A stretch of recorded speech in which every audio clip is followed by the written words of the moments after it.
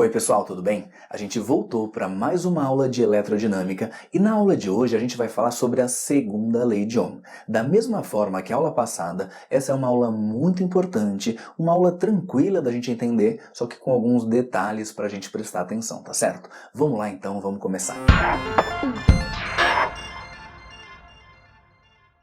Pessoal, eu vou começar colocando para vocês então esse circuito que você está vendo aí, onde eu tenho um gerador que fornece ali uma diferença de potencial V, que a gente sabe que pode ser representada também pela letra U. Eu tenho aqui o polo positivo do meu gerador, aqui o polo negativo, e considerando que esse material que está aqui é um material condutor de eletricidade, e a gente sabe que com isso a gente tem tudo o que é necessário para que passe ali uma corrente elétrica, tudo bem? Agora o que acontece, pessoal? Esse condutor que está aqui tem uma propriedade que o nosso corpo tem, que tudo no mundo tem, chamada resistência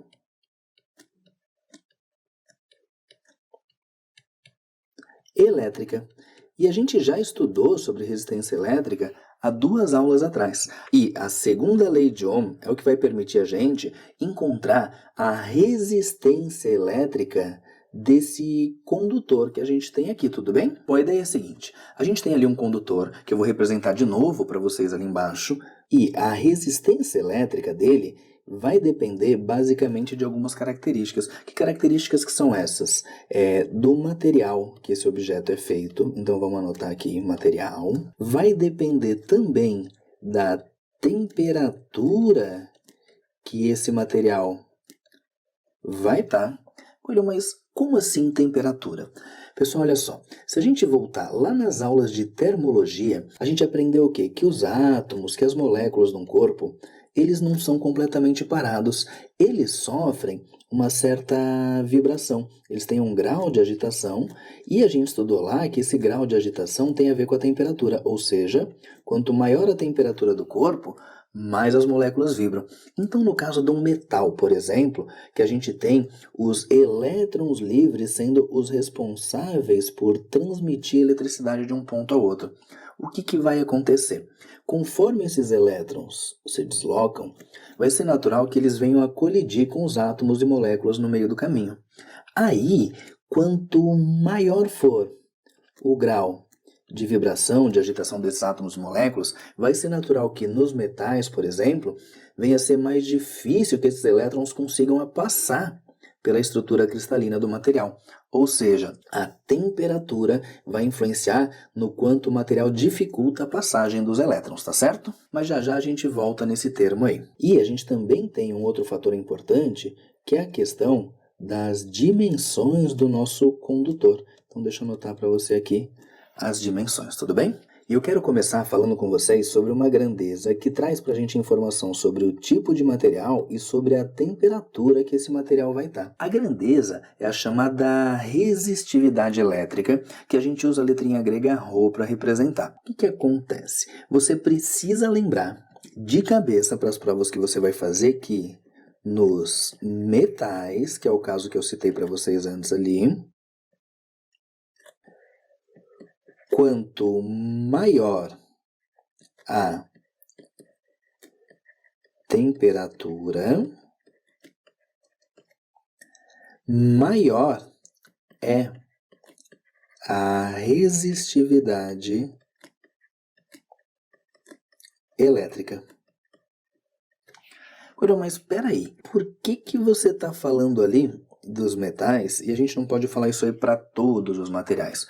Porque existem alguns materiais onde a resistividade elétrica fica praticamente constante, independentemente da temperatura. Existem alguns materiais que não são bons condutores de eletricidade, mas que com o aumento da temperatura, eles passam a conduzir melhor a eletricidade. Por quê? Porque com o aumento da temperatura, a gente viu que as moléculas passam a vibrar cada vez mais. E aí, em alguns materiais que não são condutores de eletricidade, esse aumento de vibração dos átomos e moléculas faz com que alguns elétrons passem a se desprender das moléculas, então aumenta para a gente a quantidade de elétrons livres, facilitando a transmissão de eletricidade, tudo bem? Porém, isso ocorre em alguns materiais. Como eu te disse, importante demais é que você lembre o que acontece com com os metais, tá bom? Que quanto maior a temperatura, maior é a resistividade elétrica, ou seja, mais ele resiste à passagem de eletricidade. Agora, com relação às dimensões do condutor, vamos dar uma olhadinha lá na figura pra gente. As dimensões que interessam são o comprimento e a chamada área da seção transversal. Coelho, área da seção transversal? Sim, é aquela área que eu marquei para vocês ali na figura, que eu estou pintando ela agora aqui em amarelo, que é para gente a área pela qual a corrente elétrica vai passar. Se a gente cortar o fio, é a área que a gente consegue enxergar ali do fio, tudo bem? Bom, pessoal, então a gente vai escrever aqui uma equação, que é a equação da segunda lei de Ohm, que ela faz o quê? Ela relaciona para a gente, então, a resistividade elétrica e as dimensões, que são o comprimento e a área da seção transversal. A equação diz para a gente, então, que a resistência é dada por ρ, que é a resistividade elétrica, vezes o comprimento L do condutor, dividido pela área, a tal da área da seção transversal, tudo bem? Agora, pessoal, vamos conversar um pouquinho sobre unidade. No sistema internacional, comprimento, a gente usa metro.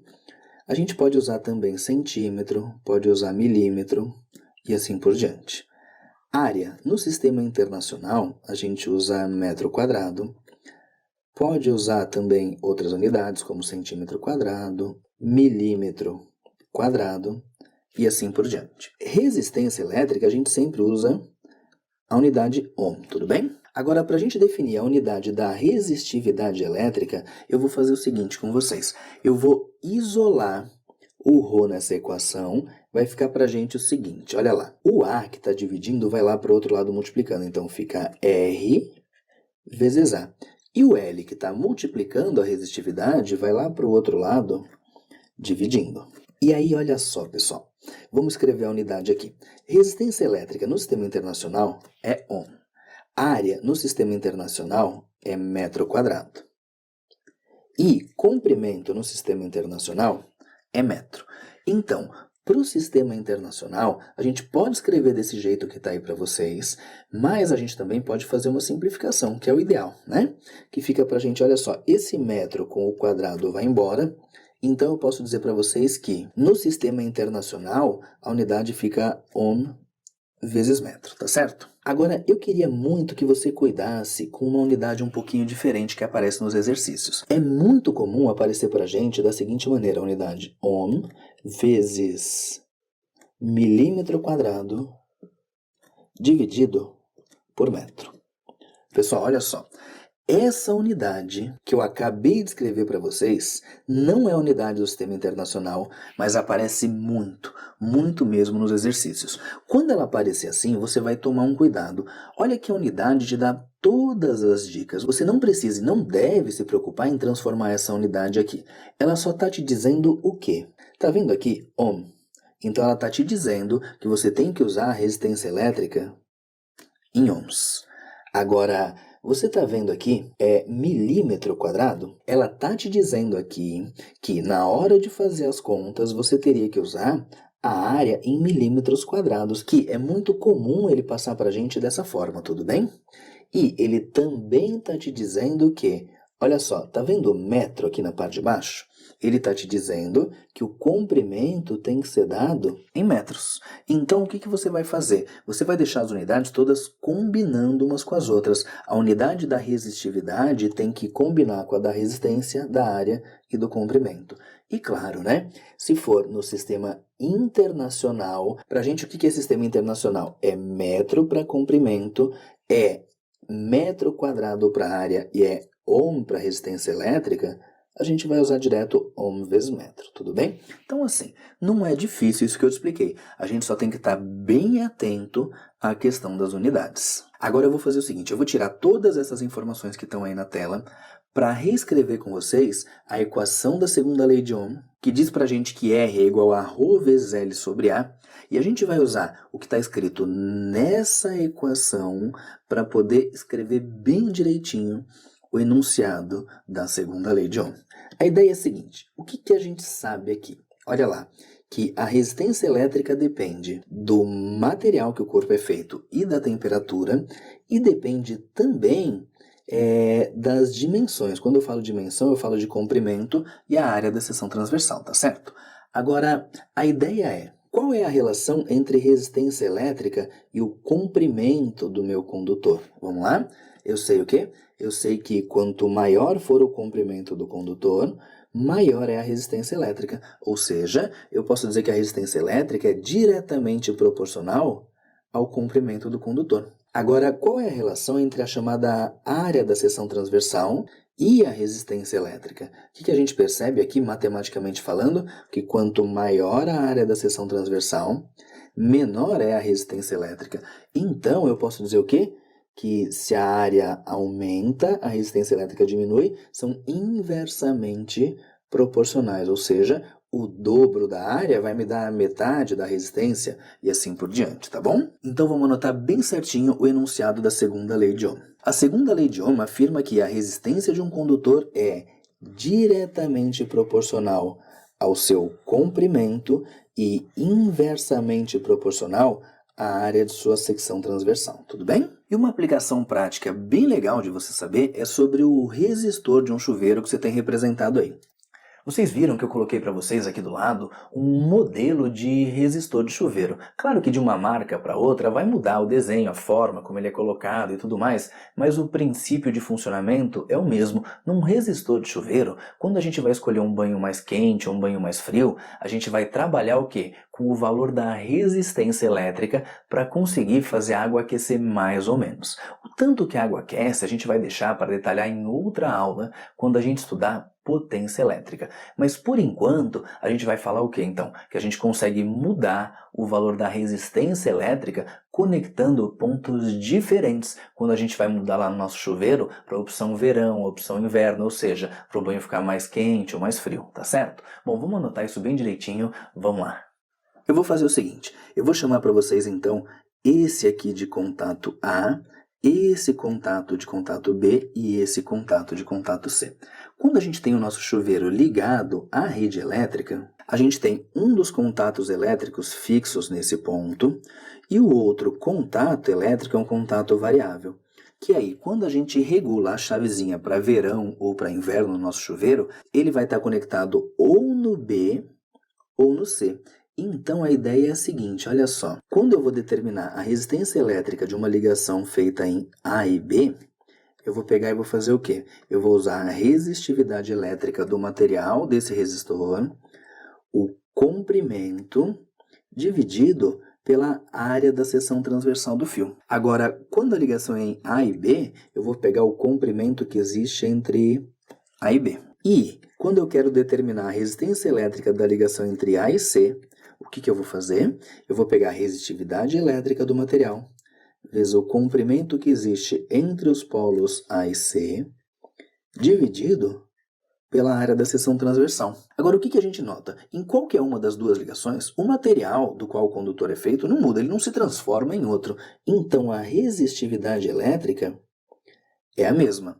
Outra, aquele fio que está ali não está ficando nem mais grosso, nem mais fino. Então, a gente pode dizer o quê? Que a área da seção transversal também não muda.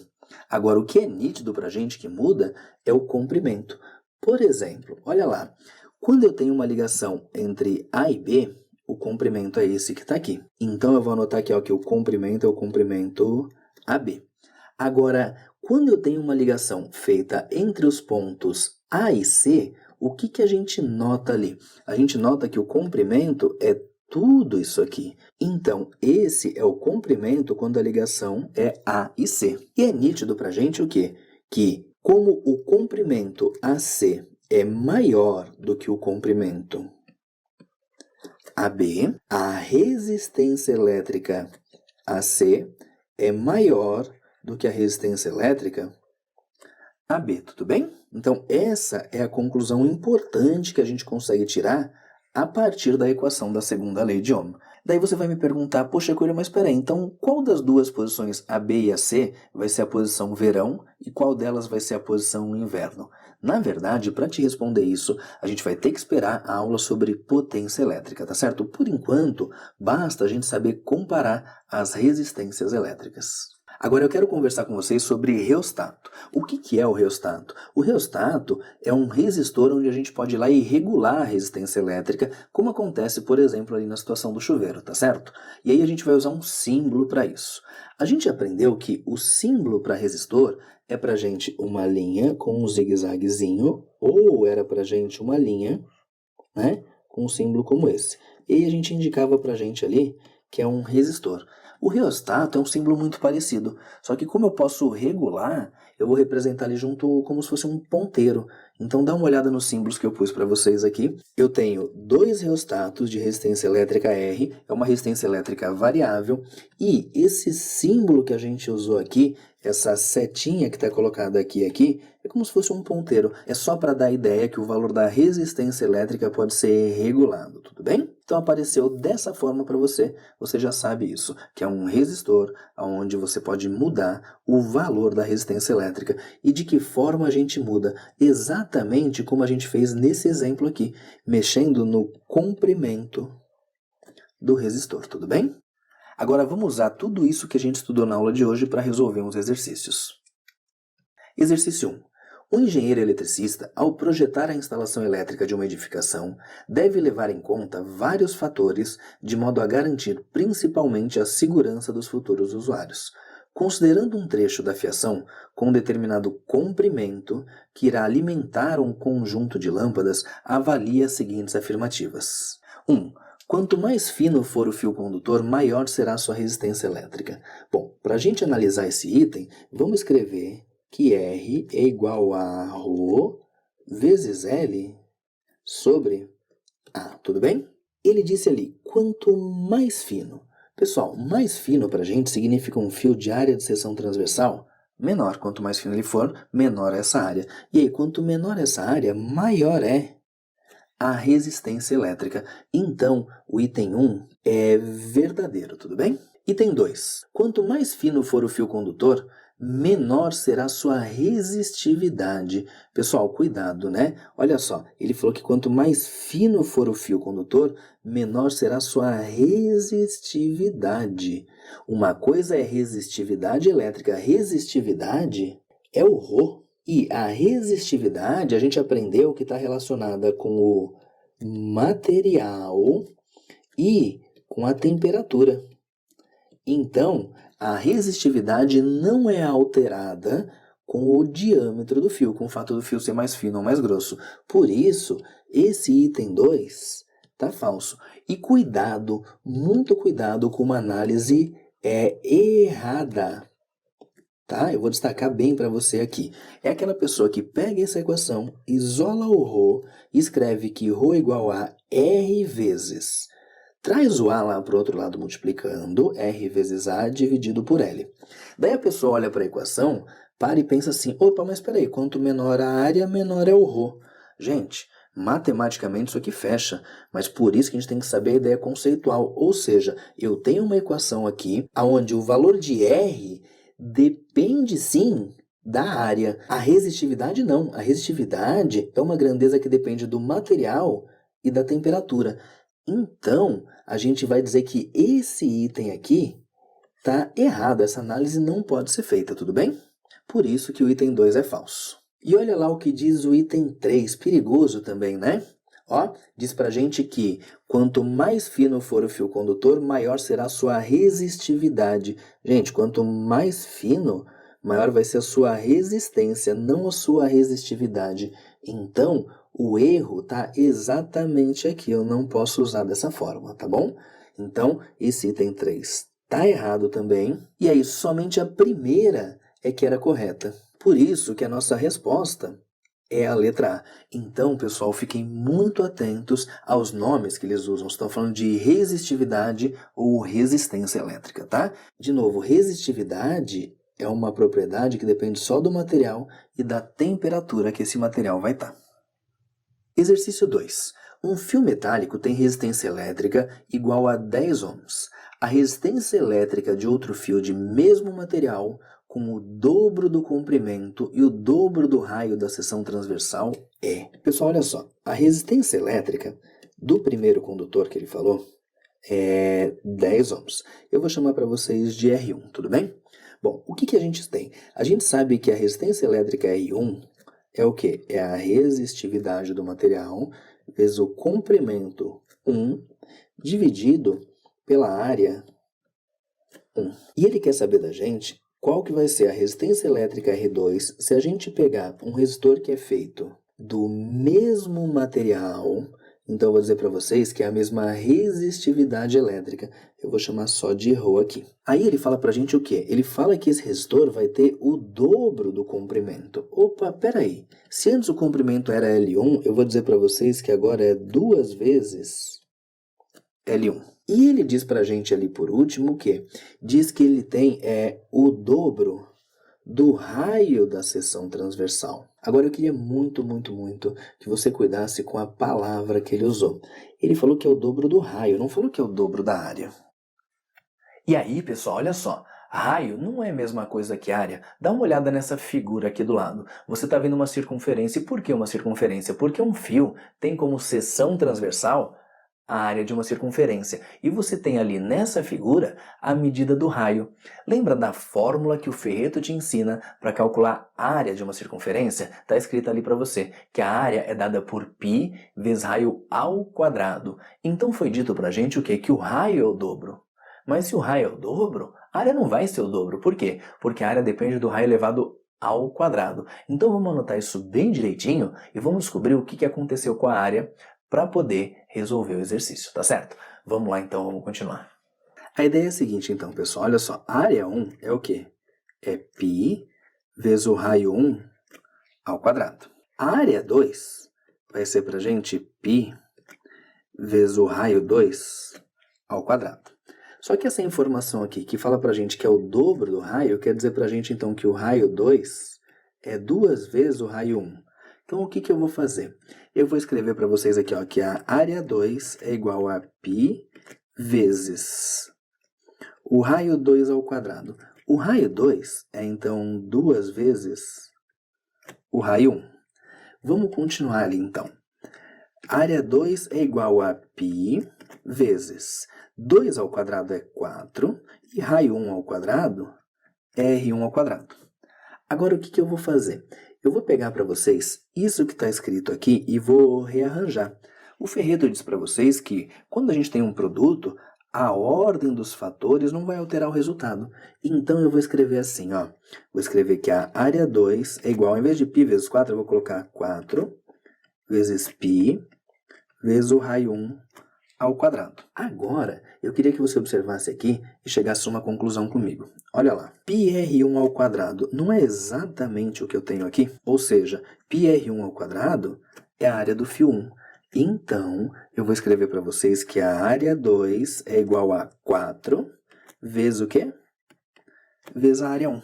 E aí, aqui na parte de baixo, quando eu vou achar o raio 2, que eu preciso da área 2, eu vou colocar para vocês o que a gente acabou de achar, que é 4 vezes a área 1. Então, eu vou colocar aqui, ó, 4 vezes a área 1. Continuando, olha só.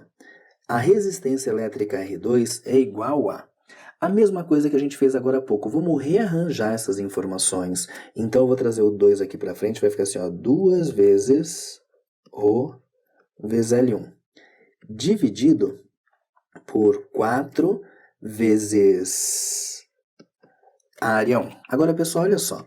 Antes da gente continuar, vamos fazer o seguinte. Resistência elétrica R2 é igual a... Vamos simplificar, então. É 2 dividido por 4. Aqui em cima fica 1, aqui embaixo fica 2. Então, eu vou anotar para vocês o seguinte. Aqui em cima fica 1 e aqui embaixo fica 2. Agora, ρ vezes L1 dividido por área 1.